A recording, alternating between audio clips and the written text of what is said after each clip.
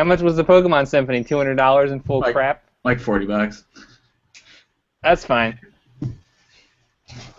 Well then, apparently I know how much I'm worth. Good evening, everybody. $50. Good evening and welcome to Dude's Brunch. I'm your host, Taylor.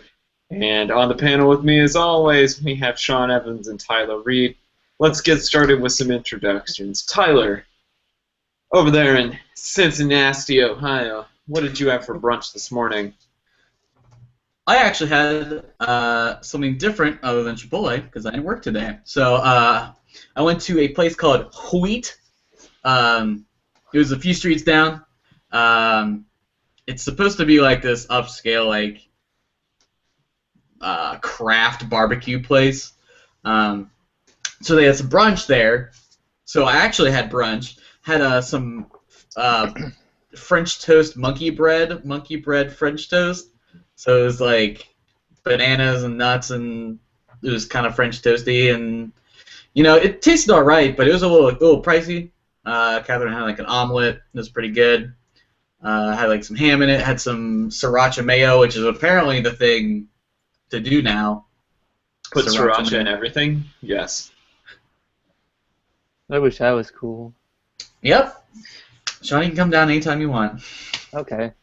And then black coffee. Your love is priceless to me. Up north in the town where tires go to die, Sean Evans, what did you have for brunch today? Life cereal. Boom. Mic drop. Life cereal and coffee. That was it. You're getting old, Sean. No, I made breakfast for Sarah, so I should say I have Life cereal because I had to go to work, and I made an egg and English muffin for Sarah. Aww. And we split a cup of coffee. Aww. Catherine had coffee. Love. It smelled like summer sausage. Mmm. Not great. So... Hey, when you got sriracha mate, you might as well have sausage coffee. Just stick a little link in there, stir it on up. That's right. This is getting out of hand. You both had better brunch than I did.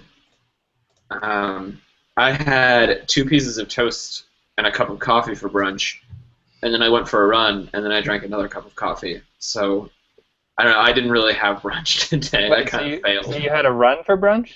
I had a run for brunch. No, this is talking about your brunch, not what you did today. He had cardio for brunch, okay? Yeah. I had straight caffeine and cardio for brunch this morning. That's how hardcore I am, you guys. When you said you had a really bad brunch, I was like, "Did you eat dirt?" Like, I'm like, I don't know, like how. No, like Life I cereal, ate and then I ran, and then I didn't eat anymore. So, before we start, everybody needs to go get out their bingo boards because this episode is going to be full of bingo board moments. It's just going to be a dandy bingo time. For those who maybe are new to the show or who have missed a few episodes recently, we're building Dude's Brunch Bingo, where anytime we come up with a repeated theme, you get a mark on your bingo board, and if you win, one of us makes you something, like a piece of art or a mixtape or whatever. So Chipotle! Free space. Which you have to pay for, but whatever. But Tyler will make your burrito with love. So let's go ahead and get into it tonight. Sean, I think we're going to put your topic in the middle because it's really sad. Yes. So, Tyler, do you want to go first? Do you want me to go first? Sure, whatever. Go for it, Tyler. It's all you. Okie dokie. So, yesterday I went to Riverbend for the Pokemon Symphonic Evolutions concert. Yay! Where the Cleveland Pops in Cincinnati. What's going on with that? Where's my? Because they're great. Pops? That's why. Just all right. Cincinnati Pops. They're also very good. Right. So the Cleveland Pops was at Riverbend, and they played some selections of Pokemon songs throughout the generations. I thought it was all right. You know, there was. I feel like they really focused on too much on like the big epic pieces instead of like the songs that I feel like people remember, which are like the route songs, or like Pokemon Center, Pokemart, riding a bicycle, surfing, very battle music, very iconic songs. They didn't really focus on any of that. I think you're right here. You make a good point. No one talks about how musical Mozart's farts were. Everyone talks about how musical his music was. Are you saying that the Pokemon Center theme is a fart, Sean? Is that what you're trying to say? Are you trying to say one of the most iconic and memorable pieces in Pokemon history is? I think that's what you're trying to tell me. I don't understand this argument. It's fine. But anyway, so it started off great with they played the overture, the most iconic song of Pokemon, and they scrolled through it with this big TV screen with all the different games, and everyone was like, for the game that they liked. And I was just like, this is the best song of this whole concert. Why are you clapping the whole time? Just listen to it. Just plebeians. This coming from the guy who opens up the pit at the Matt and Kim show. What's wrong with that? Did you open up the pit at the Pokemon show? I should have. There wasn't a pit. I'm sorry. Anyway, so that was the little context preface for that. So thinking of like those iconic songs that are like maybe short and sweet, memorable, that I feel like people really reflect upon. I decided to pick some, and I decided to throw in some remixes. Either they were like style changes or like acapella versions, metal versions, just style abstractions. And I really kind of wanted to show you guys it and kind of just see how you felt about it, because the remixing scene is like, I feel like almost a pretty crucial part of video game culture, because there's so many people that do it. There's like a whole website dedicated to it called OC Remix, where they just have hundreds of remix tracks. And it's interesting that they take such simple, like chiptune, like MIDI file music, and people can expand it and make these like elaborate pieces out of it. So I wanted to see what pieces you found interesting, if any that you didn't like, and there you go.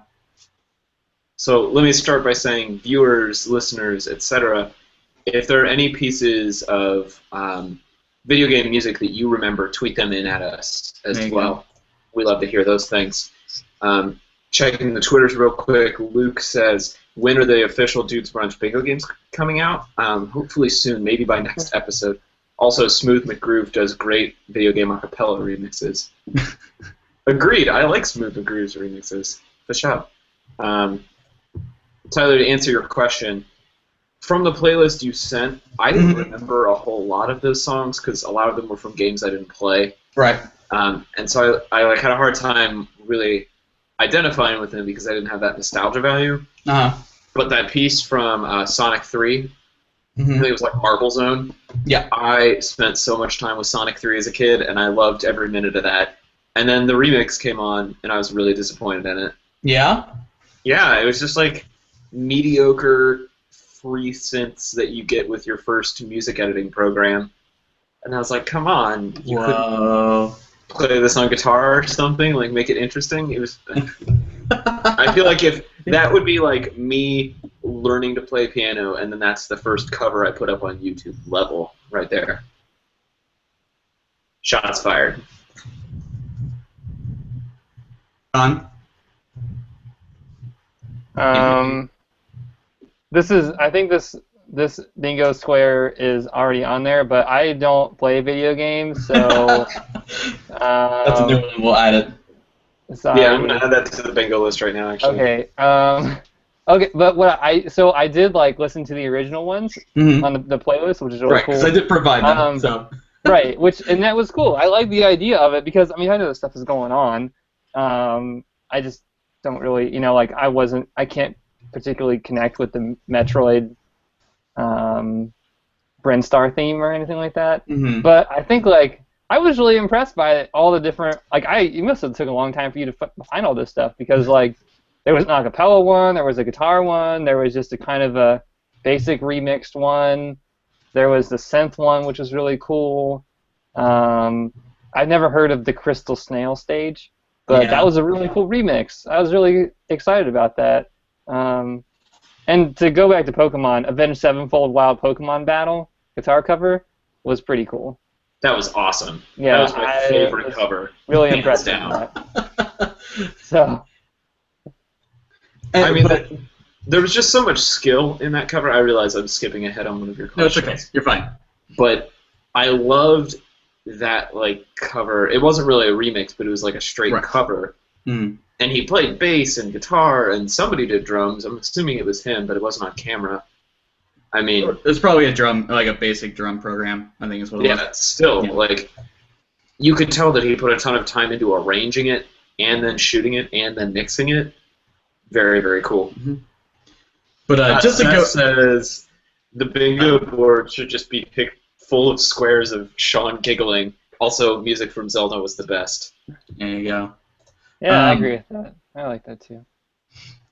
Speaking of Knuckle Duster, the Marble Zone song. Okay, so it's funny that you say that was you absolutely hated that one. And the guy kind of sounded kind of amateurish, which I kind of picked that one because I thought it was an interesting interpretation of that song, and particularly that he added lyrics to it, and I wasn't sure I never really investigated what they meant and what they had to do with anything, but Danny Baranowski is one of the most prolific video game composers of our generation right now for doing retro sort of chiptune inspired soundtracks. Famously Binding of Isaac and Super Meat Boy, Cryptid Necrodancer.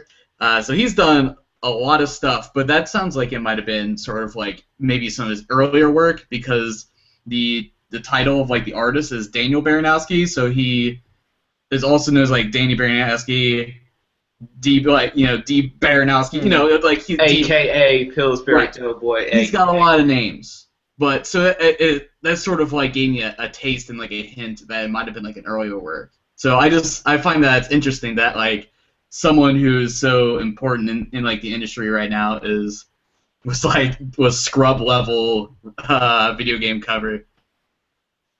But yeah, Family Jewel 7X is what the Pokemon battle theme. I like his work, but what he kind of does, he kind of has a formula for what he kind of does. It's almost sort of a pattern. He sort of applies the same effect, kind of same style. There's a build up, there's a breakdown. It's maybe some acoustic to start off with. It's very predictable, but it's still enjoyable to see it across so many different games because he did 3 years of once a week videos. So that's a lot of people who do that kind of work have a formula though. Every Girl Talk mix sounds kind of the same. Right. But that doesn't make them any less awesome. Mm-hmm. Okay, so some of the tracks took more liberties, with the way they were presented. Do you think that listening back to the older tracks, do you think that they brought anything to them? Did they bring any more significance? Did they take away from them? Would you only listen to the newer track, the remix?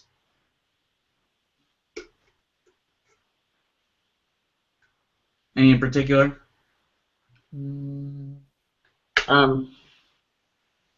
That's right, Sean. Whatever. Sean's Sean, go ahead. Yeah, I mean, these songs ever again, so it doesn't matter. I don't know. I definitely have an interest in it now. I don't know if I'll be putting these on my run iPod to clip in and listen to all the time. But I mean, I definitely won't skip over them if they come up in the YouTube. Wild Pokemon song. Yeah. Right. If they come up in a YouTube feed or something, I'm not going to say no, this is stupid. I like the creativity of remixes anyway, so. Mm-hmm. Yeah, I think for me, if I was building a playlist of remixes or just in that vein, I would probably go back and listen to those more than I would listen to the original songs. Mm-hmm. Because the songs to me are so tied to playing the game. Mm-hmm. And so it feels weird to not to listen to the song sometimes and not be playing the game. The Pokemon battle music just made me want to like mash that A button forever and ever. So right, of course. It doesn't help capture the Pokemon, but no, I meant just like trying to get through all the dialogue of the fight Right. and actually doing the fight. Right. Okay, So-and-so did this, so-and-so missed, so-and-so did this, so-and-so hit. 9 damage. Choose your move. Like, way too many A buttons in there. So this brings up, I'm going to kind of go off the cuff because my last question was kind of garbage anyway. It was just like asking if there's any other interesting remixes that you would like to see. Anyway, so okay. That's what I actually wanted to talk about. Oh, okay, well, hold on, real quick. I have a side question then. So there's like movie soundtracks or like anime soundtracks. Have you guys seen Cowboy Bebop before? I'm familiar. You familiar? Well, okay, so any song that kind of has like a semi like original soundtrack to it, I feel like I can't really put it on a playlist. Like if there's like a certain connotation to it, to like a movie or like a show or something, I feel like it's too stuck on my mind as what that is, but that's a part of. Like you can't put that with like anything else other than like other soundtracks or other like parts of like a movie. Does anyone else feel that way? Yeah, that's actually what I wanted to talk about. I think that now that video games are getting, it's like a tie to their realism and to like the idea of video games as an artistic format. Mm-hmm. So now that you can actually sound design a video game, people can essentially write video game soundtracks that are scores, right? Mm-hmm. The great example I can think of is Portal. When you're playing Portal, your actions trigger the score, and so when you walk into a certain room, there's like this subtle, ominous synth that comes in, and it like listening to it without the action of walking into that room and looking around, you don't really get the vibe from it. And so I think we're just shifting from video games as having background music to video games having scores, which is what makes it hard to separate the music from the game. And that's sort of like, we can get into like my whole like video game design philosophy, but like the funny part is the part of Portal you remember is like, in terms of sound, is other than the sounds of the gun and whatnot, musically you remember the end song credits of Still Alive. You don't remember any other probably musical sounds in that game other than... Oh, I do, but I also look for that kind of stuff, so... Right. But I mean, like, that's the memorable part, is Still Alive. It's interesting because I feel like games are sort of... In the AAA industry, they've kind of gone away from memorable tracks, like very, very iconic sounds to sort of more atmosphere, which is... And, like, sort of, like, symphonic sounds, which aren't as easily like hummable or memorable, which is kind of sad for me because I like these songs like this. I want something on a loop that I can listen to over and over again, and it's still gonna sound good. Because I think that was such a important part of like my childhood of why like I was so addicted to playing them. And then, so we'll just go into the last question. Are there any particular song remixes you'd like to hear? Any mashing of styles you'd like to see?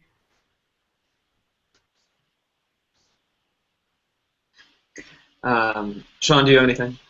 I want to see a video game, some hip-hop video game remixes, like mashups. That would be really cool. No, I got a treat for you then, Sean. Do you? It turns out... that's something I would really listen to, though.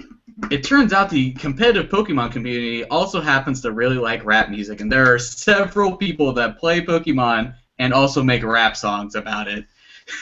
So if you want to have an experience, I could give you those experiences. Yeah, that's actually what I was going to say, too. I think there's a really interesting intersection that could happen there. One of my favorite songs, actually, like in terms of just goofy hip-hop songs, is One Up from Childish Gambino's royalty mixtape. And the hook is, we've got that extra life, one up.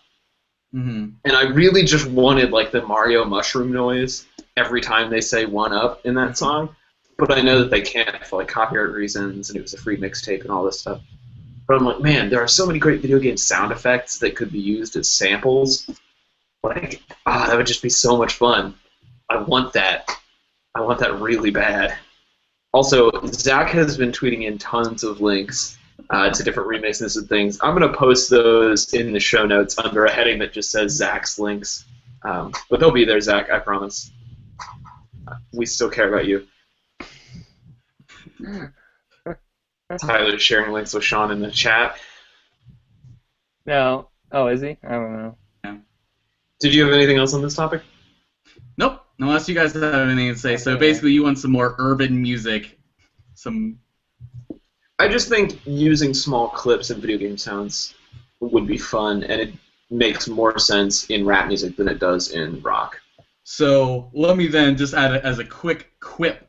How do you feel about the mashing of Pokemon and rap music? Just without listening to any of it right now, how do you feel like it would go? Good. Not that worried. Yeah? It's either going to be great or awful. I can't wait. Would you imagine those things coming together? I think in the age of the internet, anything is possible. Okay. That's a good answer. I like that. Right now in my head, I'm trying to work out, and it seems to be pretty okay, a mashup of More Than a Feeling and any Pokemon noise ever. Okay. And it seems to be going okay. I Any... haven't really got out one yet that was like, no. You could put the Sneezing Panda soundbite into More Than a Feeling and make it work. You could. Okay. You could put that guy that they auto-tune crying from Intervention into More Than a Feeling, and it would work incredibly well. Wait, hold on. Why is it More Than a Feeling? I don't understand. Because that song just is really cheesy. I got stuck in my head now. I gotta figure out something else to listen to. So,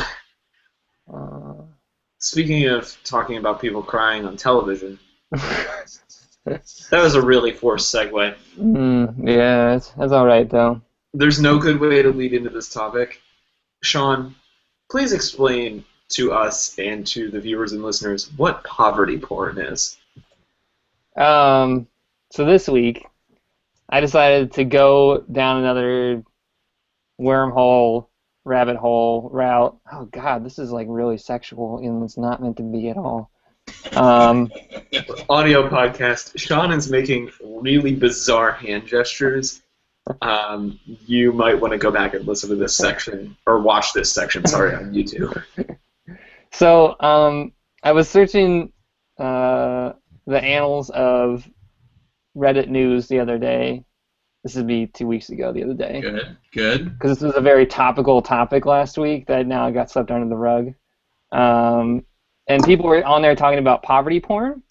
And basically the gist of poverty porn is television shows that show people that are in poverty in a light that is like, you know, look at them, like it fetishizes them, and like it puts them in like a fantasy, and I guess, and to a certain extent, I think this is true, that like when you watch poverty porn, it makes you feel good about like, you know, see, even poor people get a lucky day, you know, they get a break.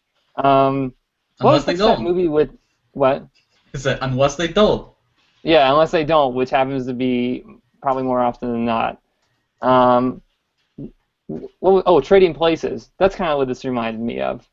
If you guys have seen the Christmas. I just watched that movie a couple weeks ago. Yeah, I forgot how horrible it is. Yeah, that's pretty much. I would say that's probably one of the originators of poverty porn.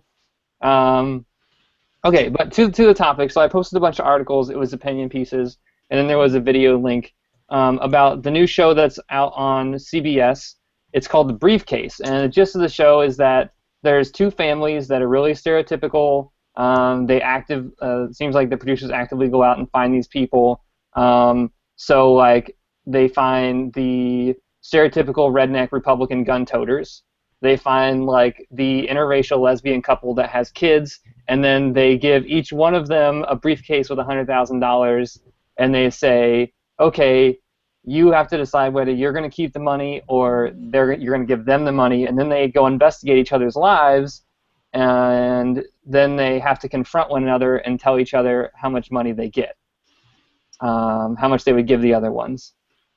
So I posted a bunch of stuff. I posted like some articles that would be like the anti-poverty porn. People saying like this isn't entertainment, this is just awful.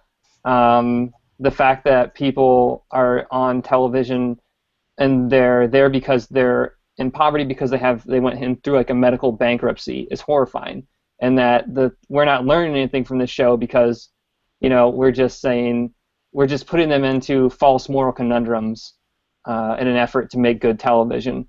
And then the other one was from a pretty popular what would I say, like right-wing blog, and it was that this guy loved this show because trolling the porn, as he called it, television shows are really entertaining, and his like great resounding point was at least these people have $200,000 now that they don't have before.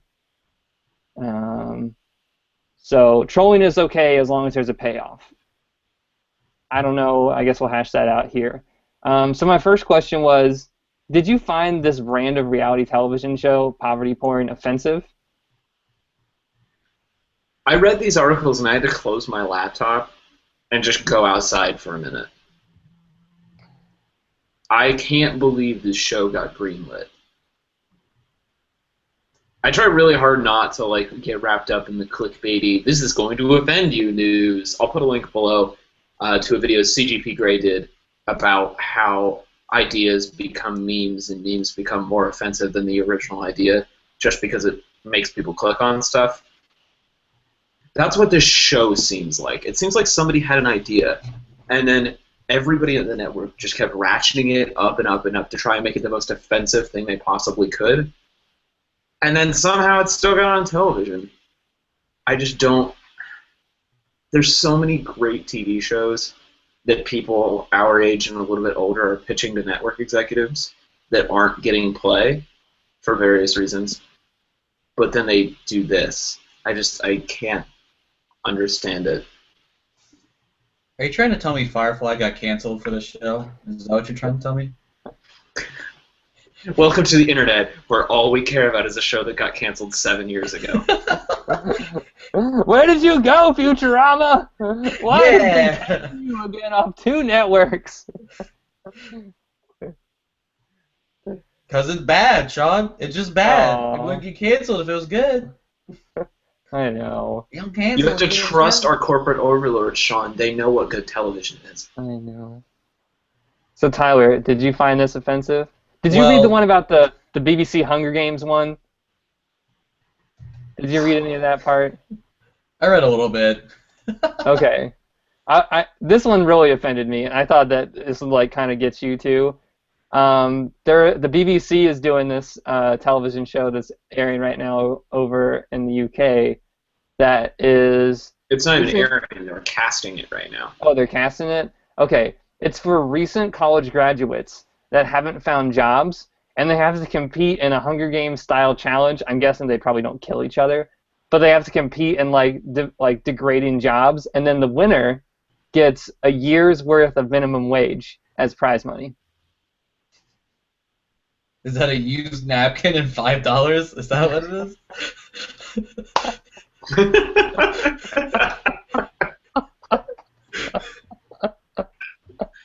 That may be the worst one-liner we've had on the show. You get 30 seconds of free dumpster diving before anybody else can get in there with you. That's right. You get to use the bathroom once. Still not paid. Don't use your cell phone. Anyway, so back to the actual question at hand. I clearly wasn't as offended as Taylor, but also because I don't know. Honestly, I feel like I'm just not surprised, if I'm being honest, that television would only find a different way to make people miserable, but also to give them a lot of money. So, I mean, yeah. we've been essentially taking poor people and putting them in the spotlight for years already. You know, there's the thing where someone helps build a house, you know, because something happened to their family. I forget what that show's called. It's like Oh yeah, Extreme Makeover Home Edition. yeah. Yep. You know, Pimp My Ride. People The have classic shitty history shows. The difference here, though, like Pit My Ride, Extreme Makeover, all of those shows, they're always getting something good done to them, right? So, like, if Exhibit shows up at your porch and you're like, oh, it's Exhibit, they take your car, but they give you a rental, and then they fix up your car. And then you have to pay for the rental.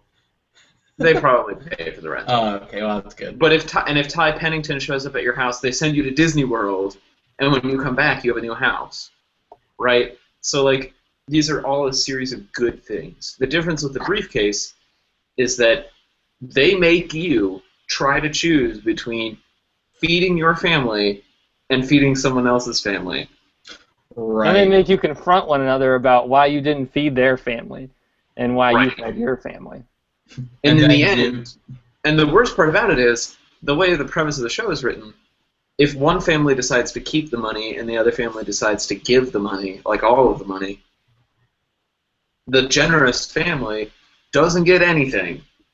So unless the show's producers give them a kickback for being good people, they're now out $200,000 in opportunity costs, and they've just been miserable on public television. But then they get to go on morning talk shows. Come on, Taylor, think of all the publicity. They can make like $5 more to get one more napkin. Come on. They don't even have to use it. It could be a fresh one. Lemons? Some freshly cut lemons? What do you want? I guess that's why, I don't know, I guess that's why I hate this. Just hated this show, was because they find, like, the stereotype people, they stereotyping them more, then they, like, solve their problems, and then it just moves on. You know, like, there's still, like, millions and millions of people out there that are in the same dire straits that most of these people are in. That's right. And, you know, and instead of saying, like, let's go talk to our congressman and show them what's going on, it's like, hey, let's go make a television show. And we're going to solve wage inequality one family at a time. Right. Let's give two people or two families an emotional roller coaster they'll never forget. Right. So. If you can't tell, this is all hyperbole, and I'm incredibly offended by this. So just do you guys think that wasn't clear enough. Do you guys think that this is that this actually kind of reflects reality in any way? Is there any reality in this? No. This is like Fargo, right? Like, I found a briefcase full of money, and all of a sudden, like, people in my town are getting murdered. If you take out all the murder, this is basically Fargo. And I realize Fargo's all about murder. But you're also getting text messages about how sad some people are. Don't forget that. I won't go into my whole rant right now. There's an essay that I can't link to for copyright reasons. You can find it in a book. It's called Sex, Drugs, and Cocoa Puffs, but the essay is called When People Stop Being Polite. And it's Chuck Klosterman and how he spent a summer re-watching the first season of The Real World in, like, the mid-2000s. And he realized that every TV producer ever, basically, watched that first season of The Real World and then has been typecasting every reality show based on the people that were on The Real World Season 1. And you just realize that, like, these shows have become this snowball of the same tropes over and over and over again. And this just seems like peak reality show at this point. Like, we have to stop having these soon. because we can't come up with any more awful, offensive ways to put people on television than this. Challenge accepted. All right, so we're gonna punch you in the dick for 5 minutes. If you can still procreate, we'll give you $10 billion.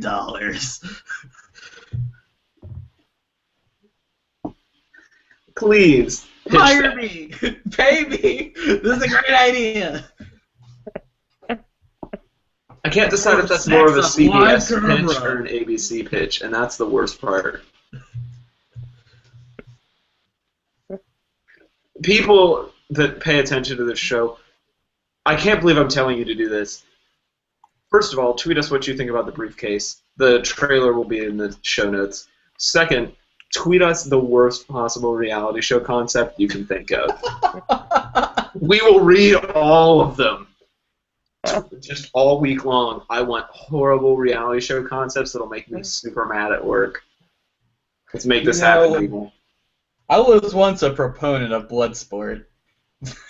Actually, you know what? Maybe you can, like, tweet us your reality show idea and then tweet the network you want it to air it on. Like, tag them in the tweet. That seems like a great use of the interwebs. Tag Dudes Brunch and tag whatever network you think the show would air on. Bonus points if you tell us how long it'll take until Fox cancels it. 6 minutes. Why is it Firefly? Okay, so my last question, and this is gonna like kind of veer off a little bit. The word porn is tossed around a lot in these articles. Do you guys think that this is pornographic? Yes? Well, I mean, I feel like should I read the question? Like, actually, should I read like the question word for word? Yeah, go ahead. Just go Read it ahead. out for the listeners. So, is this kind of programming pornographic? And then, so I put, i.e., actualizing/producing fantasies in a way that distorts the social norms of behavior or situation for pleasure. Pretty good. It's pretty much what that is. Yeah. I'm struck by how much you use the word actualize on this podcast. You use that word probably more than anyone on any podcast I listen to, and I listen to a lot of NPR. I like that word. It's a good word. It's a good Yeah, But I think it you is. do think that it's pornographic? Yes, absolutely.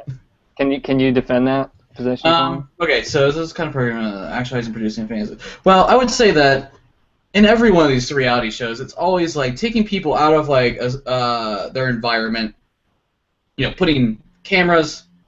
You know, who knows how many cameras? Public cameras, secret cameras, potty cameras. You know, tree cameras. You know, capturing every single moment, screwing it in a way that, you know, can make it look bad, like we've seen several times, where scenes can be like sort of like messed with, like sound added to kind of like make it seem like a different way.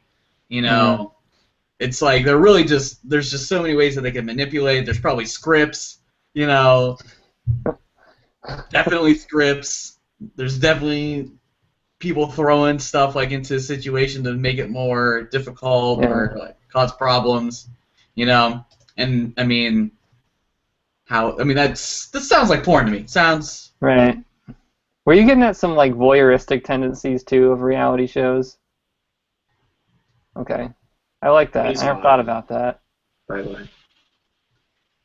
Yeah, I think absolutely it's voyeuristic, it's pornographic, it's manipulative.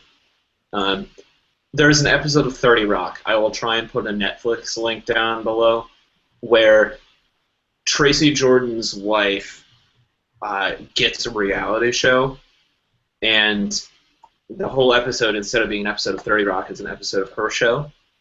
And it's this great, like, satire of reality shows to the point where some of the characters on the show start saying all of their lines to the tunes of popular songs because the reality show can't afford the rights to the song. And so they can't air any of the footage where they're singing. good. And these are things that, like, people on reality shows have been reported to do. They'll, like, walk out with a middle finger every single time they're on camera, they'll just curse nonsensically so that the cameras can't use what they're saying. Because when people get tired of being a part of this, they just have to find a way out, even though they're still under contract. So in some ways, I almost think it's more manipulative than pornography, at least to the subjects. I don't know what it does to the audience. I don't know if it's as manipulative in that way. Mm. Yeah. I mean, I guess I also thought this was pornographic, and the reason that I think that, like, I had to define it was because I think that in stereotyping and forcing people into, like, game theoretic stuff, like, and just appealing to a wider audience that CBS has to get to, that they have to, like, stimulate and produce these kind of fantasies, you know, where things are black and white, and you know, like, stereotypes are really good at reinforcing fantasies. And that's why I think, like, this was particularly pornographic to me, is because if you looked at these people in real life, you know, you would say, like, we should really try and fix the problem. You know, like, if you're bankrupt, or your student loans are too much, or, you know, like, you were already living, you know, paycheck to paycheck, that we'd want to do something. You know, it just seems like that would be the, you know, the moral thing to do would actually be to do something. But, like, in watching this show, we've allowed ourselves to capitalize on the ability to, like, literally turn on somebody and doing something, you know, in a bad position, you know, make them do something, and then turn it off and go back to our normal lives. And we just, like, every week we're able to reproduce this fantasy. That's not realistic. That's not, like, anything that you would actually want to do, or that you would actually enjoy. That's what kind of makes it a fantasy for me, I think.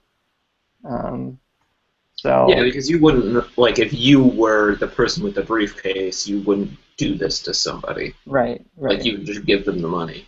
Right. I guess we should ask that too. I'm kind of curious.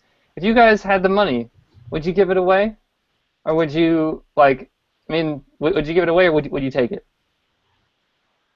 Keep it 100. There you go. Big questions. Tweet that in, Facebook, whatever you want to do. No, you got to answer. Well, people listening, but for me, I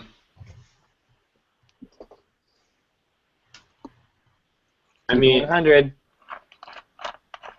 Can I ask a clarifying question before I keep it 100? Yeah.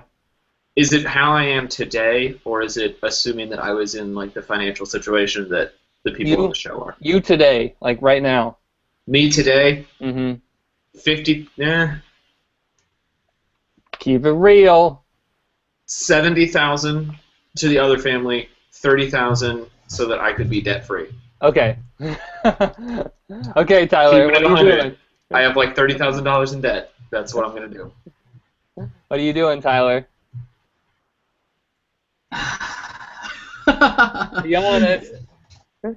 I mean, it's basically between keeping all of it and doing 50-50, basically. It's just like, I really just want to leave my parents' house. You know. So what is it? Is it keep it at 100 right there. Is it 50-50? Is it 50-50 or 100? Oh man. Well, just these people have a lot of debt. They probably got, like, the blood off a leg or something. They're in the war, you know. I do 50-50, whatever. My life's just okay. I mean, I'm okay off, but I mean, you're giving more money than me. Yeah. Sean, keep it 100. 90-10. Wow. I got debts to pay off. I'm sorry. Wait, 90-10 you? Yeah. I thought you were saying 90-10 somebody else. That's a whole different kind of wow. No. Wow. Sean could do a lot with 90. Dang, so He's got things he's got to do. What is that, Taylor? Kid, I'm not disrespecting. I'm just saying, do you know how much debt Sean has? Sean, how much debt you got? Taylor's got 30,000. Do you have 90,000? A lot. I don't want to say, right. but it's a lot. College was not can't- cheap for me. It's not cheap for anybody. Moving over to the Twitters real quick. Seth says it's not all or most television pornographic. I don't think so. Defend yourself, Seth. Yeah, defend yourself. I want to hear this. Like, I really think you might be onto a really good point. I don't And think I wanna Diners, hear it. Drive-Ins, and Dimes is pornographic. No, it's food pornographic, Well, though. It is food porn. It's not I think like scripted TV is more about escapism. I don't think it's about like And I think you can be escapist without being pornographic. yeah. Right. Zach says, just watched the trailer for The Briefcase. Makes me think about Last Week Tonight, talking about the American Dream. And then he links to that clip. Mm. Good connection. Larry Wilmore talked about this on his show 2 weeks ago, too. Nightly show with Larry Wilmore gets the Dude's Brunch stamp of approval. Sorry, we stole your segments. We did steal that segment. We really stole that segment. I do want to move on so we can get to our other topics. Seth, I actually almost thought about bringing you as a guest panelist tonight. Maybe in the future that would be a fun thing to do, because you're really killing it on Twitter tonight, man. Zach, when you get back to town as well, or when you're in Chicago, I don't know. Let's figure it out. We'll chat. I'll have my people talk to your people. It's Taylor. He's the only person. Wow. Uh-oh, behind the scenes revealed. Speaking of behind-the-scenes revealed last-minute dealings in the boardroom, let's move from one corrupt multi-million-dollar company over to another and talk about Apple Music. So, Music make me lose control. Music make me lose control. and with that, we just got fined for copyright infringement. Oh, really? Is that true? I don't No, know. probably not. We're okay. That was off key. It doesn't count. Music makes me lose control. So, Is that better? that's better. Alright. The melody was bad enough that it doesn't count. Alright, I think we're still commentary, so we might be covered, but I'm not going to risk it. So let's get into Apple Music. For those who aren't familiar, Apple held their developer conference this week, and at the keynote speech unveiled their new music streaming service that everyone expected when they bought Beats. We all pretty much knew they were buying Beats to get Beats music and not to get the headphones. Ooh. Yeah, I went there. So they have Jimmy Iovine, legendary music producer, industry guy, kind of heading the Beats music team. Of course, Dre is still involved. Trent Reznor, 9 Inch Nails, is still involved. But they brought Jimmy Iovine up to do the demo and explain it and everything. And it just looks like any other streaming service. It has this weird, like, 24-hour radio station with DJs all over the world that are going to, like, shift every couple of hours to make up for the time zones so that there's always a real DJ on the air all the time. I don't really know how well that's going to go over. What I want to talk about actually is the pricing. So like any music streaming service, it's $10 a month. There's no free tier, which some people on the internet are mad about. But there is a family tier, which is new. And Spotify opened up a family tier as soon as they announced this. But basically the way it's going to work is you can sign your family up, and it's $15 a month for a family of up to 6 people. So it rounds out to about like... Take that. Yeah, take that, Duggar family. So it rounds it up to about $250 a month to have access to every song on iTunes. So my first question is pretty simple. Will you be joining Apple Music? And if so, will you be on a family plan, whether or not that's your family? We would be half of a family plan just on this podcast, so that could be an option. But will you join, and will you join as a group? Only for family plan, pretty much. But I don't have enough of a family to make a family plan. Oh. Bum, bum, bum, bum, bum. I mean, sounds great. $250 a month. That's less than Netflix. Sean? Sounds good to me. I mean, next week I'm having my eyeballs installed, so probably have to join. Maybe they'll give me a year free. Your eyeballs? Yeah, didn't you see those? No. Yeah, pretty neat. Google Glass or Google... It's like Google Glass, but in your eyes. In your eyes. That just sounds like contacts, whatever. You're already seeing a distorted reality.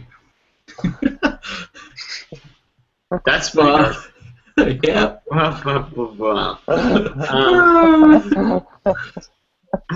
So I'm actually pretty excited about Apple Music because they have the catalog that I think Spotify lacks. So I will probably join. I'm kind of iffy on family plan. Kind of like Tyler, I don't have a big enough family, although we do have 5 people using my uncle's Netflix account. So I may just. That's what I was gonna say. Is anybody gonna start one that they want to let me use? Right, and that's what I was thinking. Was maybe I do a little like family plan thing, like Sprint had a couple years ago, and just put 6 people that I know are actually going to use it on there. Yeah, you two prime suspects on that. Although you still owe me money for podcast hosting, you jerks. Okay, so at $2.50 a month, $2.50, not like $250, like 2 items on the dollar menu that is now the $1.25 menu. Right, like one less than $3.50. Exactly. Have we essentially made music free now? Are we just at that point? No, it costs $2.50. It's not free. But is it effectively free? Have we reached the point where it's so cheap that it almost doesn't matter? Yes. Go ahead, Tyler. That's it. Just yes. It's pretty free to me. His head no. I can buy 1 cup of coffee for that. That was my thought, was if I can buy Starbucks for like that much or more, this basically costs nothing to me.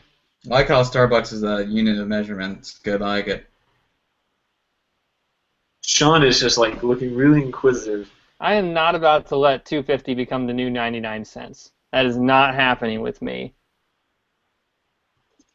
But Inflation. You were paying 99 cents per song. Now you're paying you're paying 2 songs because songs are $1.29 now. So you're paying 2 songs a month to have every song in recorded music. Except like Led Zeppelin. Yeah. And they exactly. We all know that music. Yeah, no, whatever. I'm gonna sign up for it. I mean, who am I kidding? I'm gonna be on there on June 30th. I'm gonna be sitting here like a little Apple nerd, just like drooling all over myself, like, oh my god, I love this so much. This is the greatest thing ever. As long as there's not ads. To be honest, if I had to, I would. Okay, so that's why I like Netflix. That's what Netflix's gimmick is for me. Is I don't have to watch ads. Well, and in the paid tier of Apple Music, there are no ads. Yeah, that's what I mean. Like I would pay $10 a month not to have ads. Looking at you, Hulu. Yeah. Paying and having ads? Man, way to jump on the cable bus, Hulu. I pay $15 to watch Game of Thrones every week with ads. I'm a man with a problem. You pay $15 a week to watch that show? $15 a month, sorry. Oh, I was gonna say. To watch it once a week. For Hulu? No, for HBO. HBO Go. Whatever the fuck. But HBO doesn't really like have ads. They just play you a trailer for another HBO show before your HBO show. That's fine. Yeah, it's not like it's interrupting the program with ads. Right. So that kind of answers my next question, which was, are monthly fees a reasonable way to pay for entertainment now? And it seems like we're all pretty much on board with that. I mean, if Apple came out, and I kind of hope that they do this, if they said like $25 will give you the whole year, I would go get myself a Jackson and a Hamilton and just, feed it into my CD player slot here on my computer. And they would beam it through the interwebs to right. Cupertino. Right. You mean you didn't want to put 250,000 Lincolns into your disk drive that doesn't exist? Yeah, I mean, I would be fine with a yearly payment. Yeah. I really would. I mean, it does kind of bother me as somebody who used to collect physical music that I won't own any of this. And so, like, if there's a rights dispute and somebody pulls their catalog, I can no longer listen to that. Which could be a bit of a burn a problem. CD. Can you do that? I don't have a disk drive, and I don't know if you can burn this stuff on Apple Music. They haven't said. I would not think you can. And so you can't burn it off Spotify, can you? You can save it for offline mode on your smartphone, but that's it. Okay. It's like people trying to print PDF books of online books. Yeah. That's exactly what it's like, actually. You know, people on Amazon are like uber mad about that. Like, I own it, why can't I print it? And Amazon's like, nope. Related, Zach says, assuming an internet connection, music is already free if you want it to be. We all know that, Zach. We all know how the internet works. We're talking about legitimate means of gathering music because we're a music-based podcast. Dudes Brunch, insult your friends. Damn right. So Kill the non-believers. that's our new T-shirt. Dudes Brunch, kill the non-believers. You like that better than girlfriends don't like hardcore? Yeah. And then on the back it says, no, seriously, my girlfriend is not into Minor Threat. Don't worry, I'm not either. Now the evens, I could get it. That's a ditty I can really get into. That's some tunes. Well, on that note, I think we've all pretty much established that the entire Dudes Brunch crew will be joining Apple Music on June 30th or July 1st, which means we'll probably have a full recap episode where all we do is either hype or complain about Apple Music sometime in early July. Raise the roof. Which is interesting for me as a visual artist that wants to do work with CDs and music and blah, blah, blah. It makes me wonder, everything's really just going digital, less of an emphasis on, the CD. I'm like, what's going to happen? You're like, FYI, I'm a graphic designer. Right. FYI. Give me money. Is it? I think it might be vinyl. Is that? Yeah. Is vinyl gonna rise up as there's gonna be giant black discs or digital music? Well, vinyl sales are the only part of the music industry other than concerts that is increasing each year right now. Well, so. Sarah made fun of me yesterday. Went to the library and I got a bunch of CDs, and she was like, "Oh, that's so weird." That makes you a plebeian, Sean. I know. I just like the library. library. It's like a plebeian reference I've made in this show. I'm so sorry, everyone. The only CD I own is the Fathers of the Revolution CD. Actually, the only CD that's in this house. I should say. I own more, but it's not even true. And the only reason that that's the only one is because that was the only format they had available for purchase cash. They wouldn't tattoo it onto your skin? No. By the way, Seth, I know you're watching this. Can you please send me digital versions of that? Because I don't have a disc drive and I can't listen to your album. Seth, if you're watching, hire me to do some album art. Let's do it. Cutting the Wolfman record. You could get in on the ground floor. I'm ready as long as there's at least minimal payment. Literally 3 napkins and a taco. Yeah. Hey, $5 and a napkin, a used one, and all the lemons. He knows what he wants. Yeah. He's not budging from that. This ain't my first rodeo. So now that Tyler's already done his shameless plug, Sean, Aww. Do you have a shameless plug this week? So I'm back to audio vlogging. get on the Meerkats and the Twitters and hit me up there. TDR Designs and I are working on a little thing right now. Hey, what up? Good times for all. That's right. I feel like I haven't said anything to Seth. So Seth, if you want like a roadie and you just want to pay this person in like lime salt flavored chips and light beer, That's what's up. That's what's up. I'll be a roadie too. Nobody pays me in lime salt chips and light beer. That's right. That's right, Taylor. They pay you in an earnest living. They give you real money for real hours for doing a job that no one appreciates. You get to talk to people from Gaslight Anthem, and it must be so hard, Taylor. It must be so hard.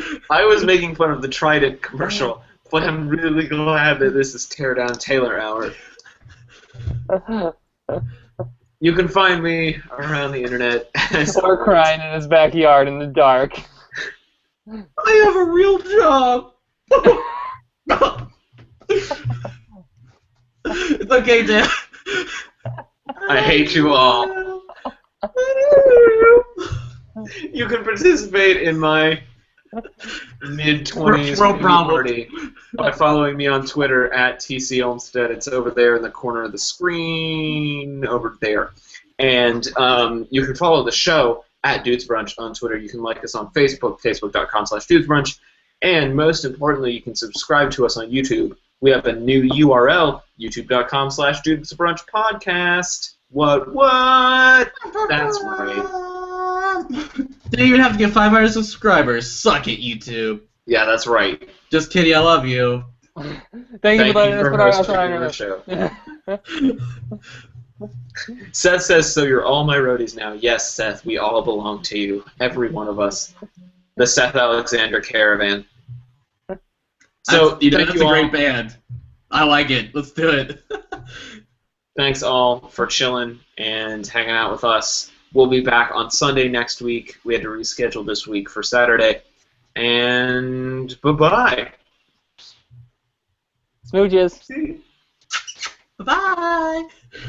Okay, bye.